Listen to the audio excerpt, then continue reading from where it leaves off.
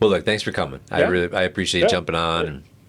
But what I like to start with is before even getting into the financial services industry, what were you even doing before that? Is this like college to that, or did you Man, have other stuff? no, you're dialing back, and like I got to go way back. Way So, back. Time machine. how long do I have to? I mean, I can talk about I was born, and then What was right no, before the financial stuff? yeah. So strangely enough, the reason like all of this kind of transpired is I had the most circuitous route through college of probably anybody I know. Like I was a normal kid, grew up in a small town, but decided, hey, at 18, I'm going to college, and didn't really know what I wanted to study. So I was an international business major. And my Fancy. junior, yeah, so I studied French because all the major international business transactions happen in French, Yeah, of right? course. No other language jumped out at me, and I thought it sounded amazing. So I'm like, let's study French. And I thought it'd probably help like for dating and stuff like that. There it is. There it is. Yeah, There that it was is. really it. Little did I understand, like it didn't come with like a inserted French accent that you could carry with you to make you unique, right? Yes. So it You're the didn't really do me American much trying good. to speak French. Correct. Yeah, Yeah. it was just dumb American trying to speak French. So I went to college, and my junior year of college, I got really sick and ended up in the hospital and had a viral infection that they never really diagnosed. Nobody ever figured out what it was, but like at the time, so I'm 21 and I'm in the hospital. I'm running a fever every single day of like 105, sometimes 106. They're telling my parents I've got everything. Like they're like, he's probably got cancer of some sort. He's Wow. probably not going to make it out of the hospital. Wow. Like we don't know what's wrong with him. Now, Yeah. did you go to college near your house? Like So parents were there, so or interestingly enough, it was over a break. So I was actually back home visiting my parents in Kansas City. I was about 3.5 hours south of there. okay? And so I was actually at home when I got sick. And, for the first week of being sick, you just lay in bed, right? Nobody thinks anything of it. But then I wasn't getting better. And my sister finally told my mom, like, you probably should go take him to the doctor and see what's wrong with him. And they admitted me to the hospital that day. And my white blood cell count was like off the charts. They're like, he's got something wrong with him, like seriously wrong.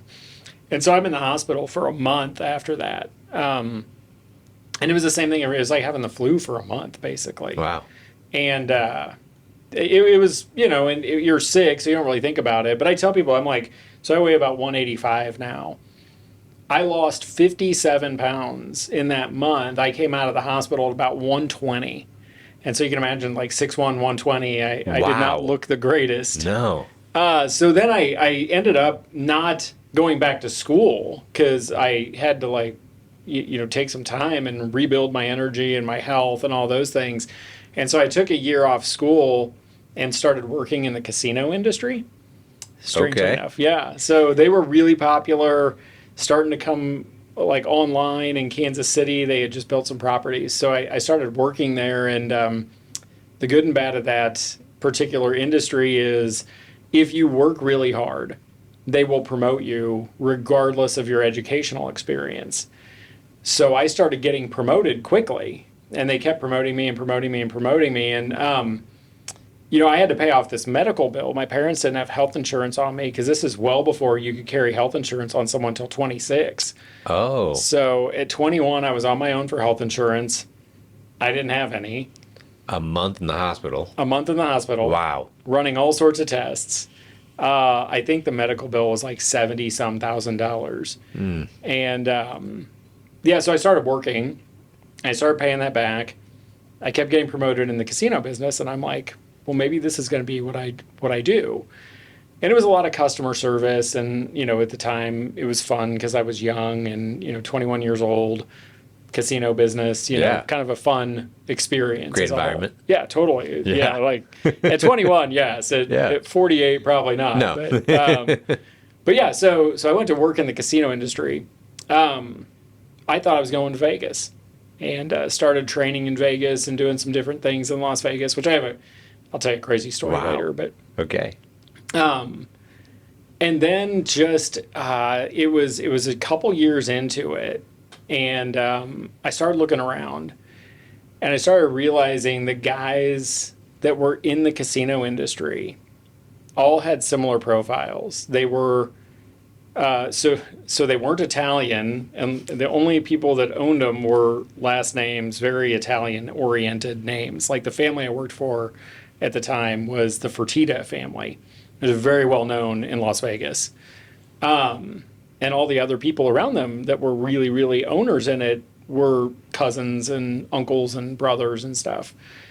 And the people that were working there were very well educated, but they were all going through divorces. They were all working nights. They were all working weekends. And I started looking ahead and thinking, at 50, is this what I really want? You know, at 21, 22, this is fun. But at 50, I'm like, is this fun? Good foresight. Yeah, and it was really strange. It was kind of this epiphany that I had. And I'm like, I got to get out. And so I decided to exit and go back to school. And so I went back to college, re-enrolled. Most of my credits had expired for the most part, so I kind of had to start over. And at the end of my first year, again, this crazy story, my mom has a heart attack and passes away unexpectedly. Yeah, sorry, so man. You want to talk about like he's already like people are already like, man, this is depressing. I'm getting off this conversation, but so strangely enough, very normal life. Everything's going kind of as a plan. Then all these things kind of derail stuff. Go back to school. My mom has a heart attack, passes away. She's gone. My dad owns a house. He's like, I can't afford this house. I can't afford our expenses. What am I going to do? So I moved back in with my dad for a few months. We sell the house, get everything squared away, and I go back to school again. And I changed schools, so this time I decided I was going to Kansas, and I went to KU. When my mom passed away, I was like, all right, I got to find a better alternative. So I went back to Missouri State, where I had started, because my credits, I could get some of them going again. And so I picked back up, and I was studying computer information systems. But I had to do another 3 years of that before I graduated. And so when I got out, and I had my CIS degree, I'm looking around at jobs, and all of them remind me so much of what I was doing in the casino business. It was, work for the company for a long time. Maybe you move up, maybe you don't. It just, you have to put in your time and your hours and all this stuff. And I'm like, I don't love that idea. And so I got introduced to somebody in the financial planning industry. And they're like, you can have your own autonomy. If you do a good job, you really can name your own income for the most part. And all of a sudden I'm looking at it going, okay, I like the sound of that. And then what really was the linchpin in it was they were like, and you get to help people plan ahead for unforeseen circumstances and education planning and retirement planning. But if something comes along and derails that, you can help them plan for that. And I'm like, well, that basically just explained my whole life right there, right? Yeah. If you'd had that all in place, what a difference it would have made. Yeah, and it's a catch-22, right? Because you look at it and you go, well, if I had it all in place, I probably wouldn't have appreciated the challenge of going through all of those things and the learning curve from paying off a big medical bill or watching what happens when someone passes away and there's no planning done. Mm-hmm.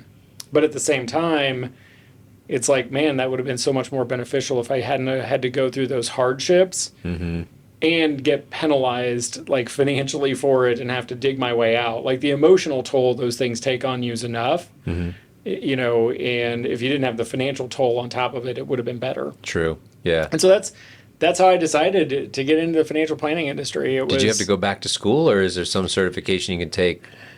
Yeah, most of the stuff after that. So once you have a degree, then all of a sudden you have to just get the licensing that's necessary from an industry-specific perspective. And so then it was just, okay, now I got to go past like the 6, the 63, the insurance exams. And all those were fairly like study for them, go take them, pass. Others, I say CE hours like it's continuing, Yeah. but was there hours to lead up to that? Like, hey, you need 30 hours before you even take that stuff, or you just study, pass, and you're good? You really have to be sponsored by somebody, so you've got to be affiliated with a firm of some sort. But once you have that affiliation, then it's just, go study and pass. How'd you pick your firm?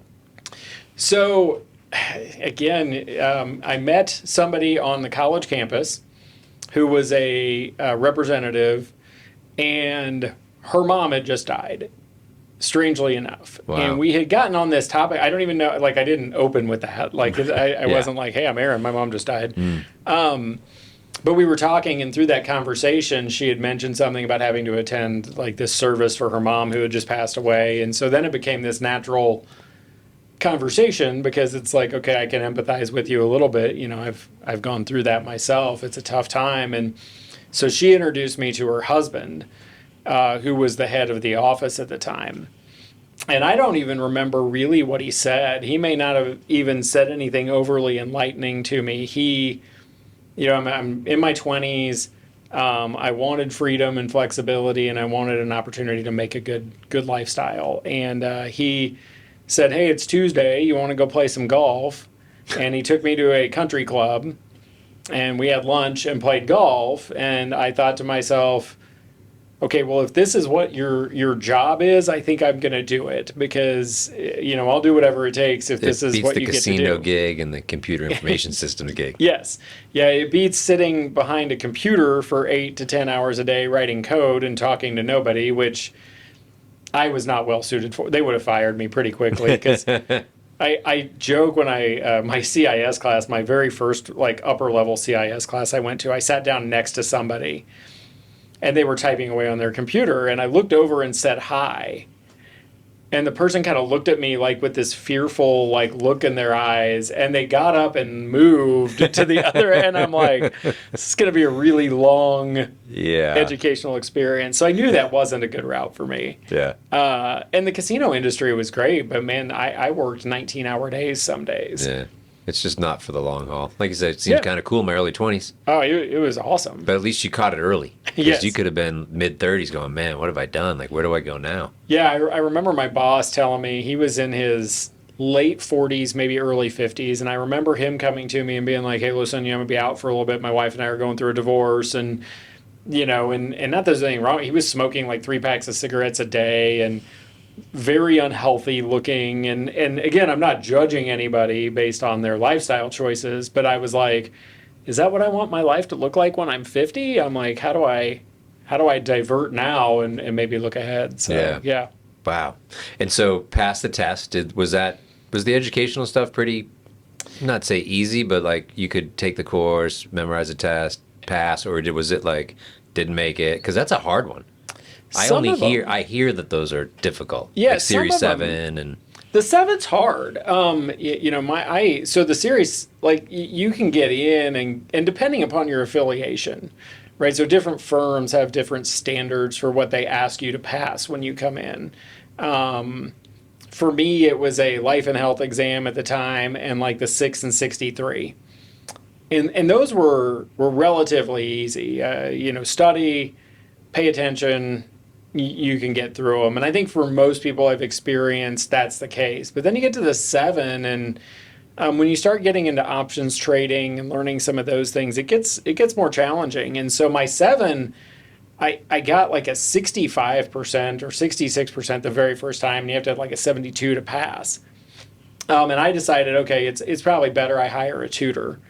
And so I actually went out and hired a tutor, and she met with me for hours and did a class and a tutor, and then I went and passed it just fine. And, Smart. You know, it's like all things. It's like once you pass, you're done, right? You don't have to, like, you do your continuing education, but you don't have to go back and redo the test every year. Thank goodness. Thankfully. I mean, I'd probably be out of the industry if I had to do that. And I think a lot of people would. Yeah. So now how long have you been in now? So 21 years. Wow. In the industry as a whole. Nice. And yeah, you know, it's interesting, and I don't know if you can attest to this, but it's interesting when you're one day walking around and you're the young person in the office, and then you wake up and you look around and it's like, I'm not the young person in the office anymore. I'm now the older person in the office. And it's a little strange. It is. It's like, where'd that time go? Mm-hmm. Yeah. Yeah. What's your favorite part of this business that you're in? It's still people. Yeah, I'm fascinated by learning just about people, and although you can't tell, like, because we're talking and you're asking the questions, but I think that's probably the most intriguing thing to me, is being able to ask people questions and have them sit there and think to themselves and look at me and go, these are things I've never even thought about. Mm-hmm. And I think that's just fascinating because everybody's got a different story. People have different ambitions and different objectives for what they want to accomplish. And I think just being around people and listening to the different stories and what's made them successful, what's made them who they are, but then also what do they still want to accomplish in life is probably the reason that this industry still fascinates me to this day. Well, and especially what you do, right? That future planning.